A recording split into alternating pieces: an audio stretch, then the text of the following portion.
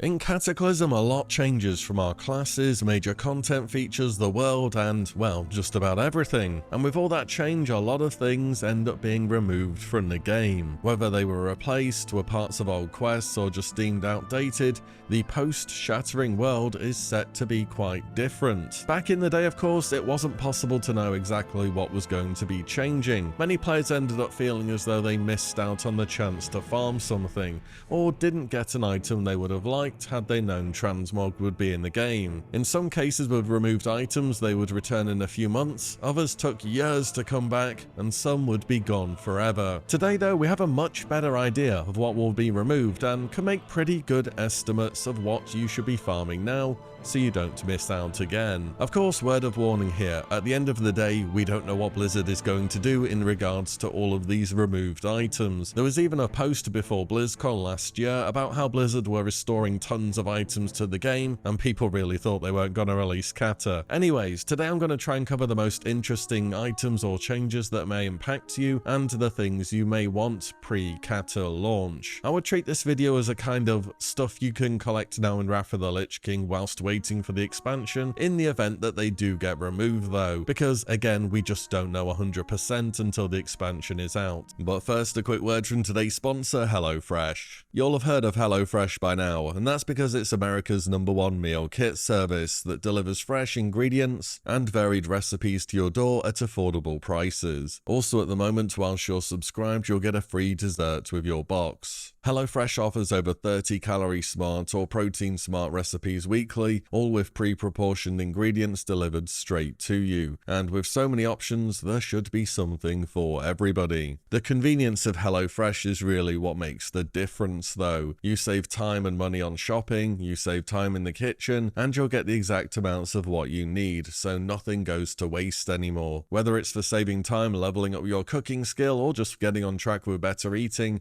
HelloFresh is worth a try.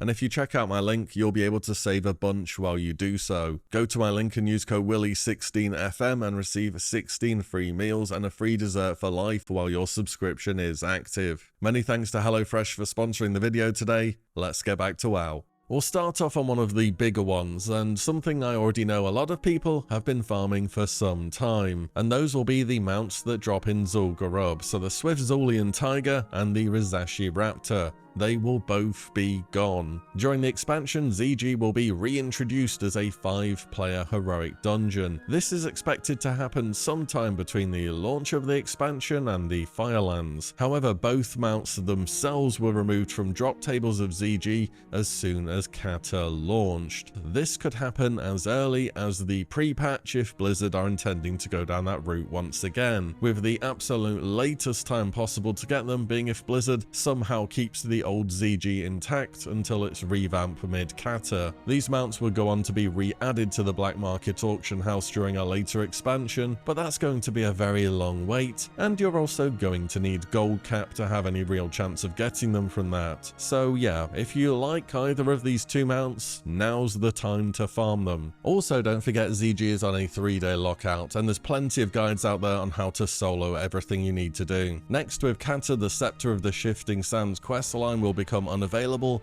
and its rewards will no longer be obtainable. Elemental invasions and their rewards will also be gone when this happens. To be honest, the big item that's removed from this whole thing is the epic cooking recipe, Dirge's Kickin' Chimarok Chops. It's a pretty obscure item, but it can be that extra thing that diehard collectors want to get, and since it's still tradable, there's going to be a market for it. Also, speaking of things related to gold, the gold cap in Cata will be raised up to 1 million. Rok'Dalar, Longbow of the Ancient Keepers, and Lok'Dalar, the staff from the same quest, as well as Benediction or Anathema, will also be removed. Pretty much everything related to these two epic quest lines will cease to exist. Both the Eyes of Divinity and the Ancient Petrified Leaf from Majordomo Executus in Molten Core will no longer drop, and even if you do get them, the NPCs you need to start the quests won't be in the game either. So if you want to tick off these unique experiences, or just see how the quests are, it'll have to be done sooner rather than later. Oh, and you do get a feat of strength for doing it too. Well, once you're in Legion Classic, that is. Worth a mention Faction 2, you don't need to bring douses to do Molten Core anymore in Wrath of the Lich King, but you do have to defeat all the bosses that previously needed to be doused.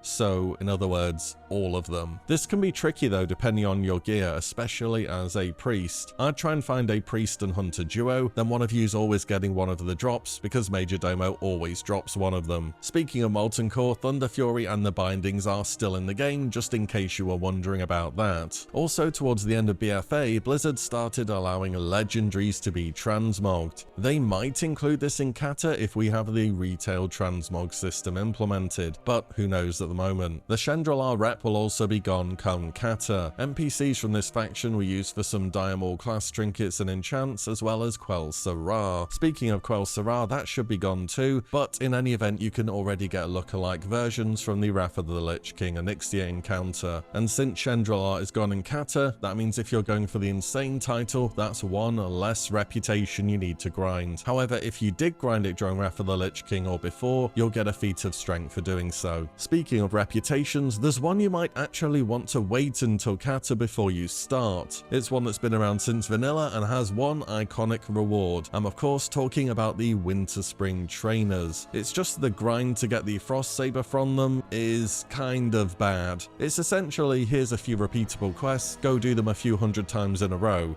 I mean, we're playing an MMO, these are grindy games, but it's not the most exciting quest design ever. Anyways, this changes in Cata, where the rep reward is moved to a system much closer to how the Ravasor trainers work in Wrath. Now you simply have to do a few introductory quests, and then complete a daily 20 times in a row, and you'll get your Winter Spring Frost Saber. Reminder of course that mounts, pets, and heirlooms are account wide now, so you can just go and park any alt there, and take 10 minutes to do the quest every day, and eventually you will have the account wide mounts. Both of these quests remain faction specific however, so only Horde can get the Raptor, and Alliance the Tiger. All in all though, this is a grind where, although it changes in Cata, it becomes significantly less time intensive. Speaking of faction specific stuff, I have something else which is sort of Alliance only at the moment, but Horde can get a version of it too soon. I'll explain what I mean. The item is called Dartol's Rod of Transformation. This is an Alliance only quest starting in Ashenvale from Rain's Cleansing, and this quest is very straightforward to do with the in-game quest helper or any add-on. Eventually you'll make your Dartol's Rod of Transformation, and when you have it in your bag, stop doing the quest immediately, as completing the last stage of the quest will hand the item in and it will be gone forever. But if you keep this item, it's not a toy, so it can't be stored in the toy tab, nor will it be account bound, but it will allow you to transform into a Furbolg for 3 minutes on a 1-minute cooldown. However, Blizzard also introduced another version of this item towards the end of Cataclysm, which is a reward from Exalted with Timbermoor Hold called the Stave of Fur and Claw. This has the exact same effect as the rod, but it's on a 1-hour cooldown, so if you ever wanted this effect on the Horde, it'll be possible, and you can start grinding the rep now. It is worth a note this was not a toy in Cataclysm, since the toy box didn't exist to Warlords of Draenor, but for Classic I imagine this will be changing. Next up is Tier 0 and Tier 0.5 or Dungeon Set 1 or 2, whatever you want to call them. So Tier 0 will be removed from dungeon bosses that were able to drop it pre-Cata. This means item sets such as Dreadmist, Wildheart, Devout, all of those. If you have the Atlas Loot add-on,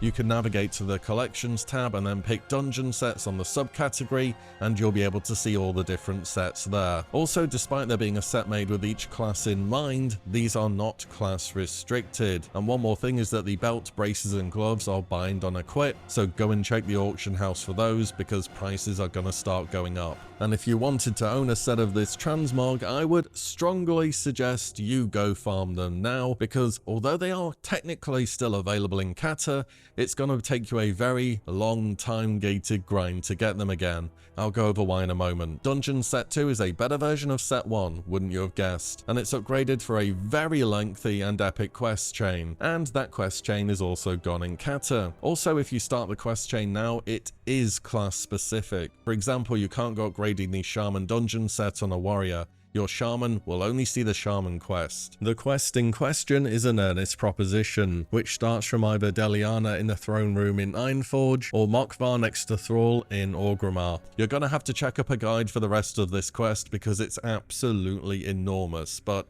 if you wanted to start it, that's where you need to go. But in Cataclysm, the Darkmoon Fair is totally revamped, and both Dungeons Set 1 and 2 become available on vendors as replicas that you can transmog in exchange for Darkmoon tickets. The boots, wrists, gloves and belts are 55 tickets apiece, and helm, shoulders, legs and robe are 75 each. Estimations from back in the day reckoned it will be around 2 months to get a full set of armor. And no, you can't use the tickets you have at the moment either. They're going to be changed into tattered Darkmoon tickets, which you'll just have to vendor. You will still get Darkmoon tickets from the fair for rewards, but Blizzard just basically reset everyone's currency. So what I'm saying is Dungeons Set 1 is very easy to farm at the moment, and if you want it, I would do that before Cata for sure. Dungeons Set 2 might actually be easier to do in Cata. Not only do you have to save yourself from doing the whole quest, but you have to turn in your Set 1 gear for it to be upgraded. So if you wanted both sets in advance of Cata, you'd have to farm 2 full sets right now. Either way, that's up to you, just wanted to let you know about it. Another transmog item that's going to be taking a long break from the game is the Blackened Defias armor. Since the Deadmind is being overhauled, this iconic drop from Edwin Van Cleef is removed from the game. Certain Defias pieces do have look-alike items in Cata, but this is the one that you're going to need to go and farm now if you want your full Defias themed transmog. This item wouldn't see a return to the game until a hidden rogue quest was added in Legion, and it's very easy to go farm now, so go and grab it if you have a moment. Another transmog question I have is whether or not we will be able to transmog white or grey items. You can do this in retail as of the start of Dragonflight, and that's opened up a lot more basic looks for the transmog enjoyers to experiment with. The reason I'm mentioning this here is that some of the shirts your characters start the game with are removed as part of the questing overhaul in Cata, so if you didn't hang on to your shirt,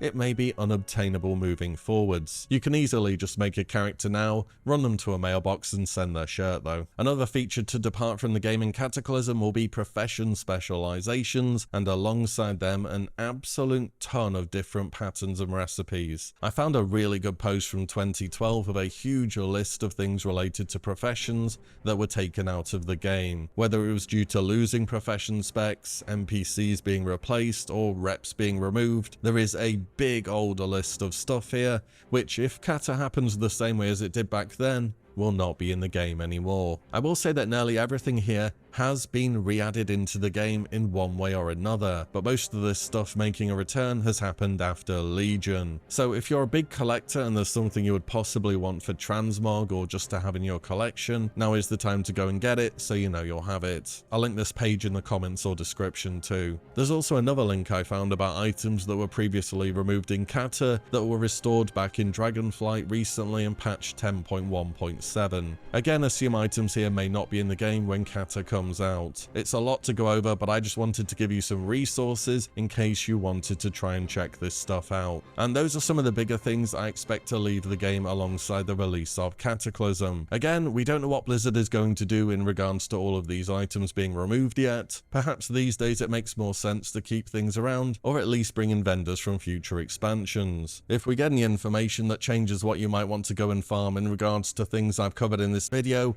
I'll do an update in the comments. But until then, this should give you some ideas of what you can be farming now in anticipation of the release of Cata Classic. Definitely let me know if there are any other big things which are removed that you're farming in advance of Cata though, in the comments down below. And, as always, thank you all so much for watching and listening in, and I'll see you on the next one very soon.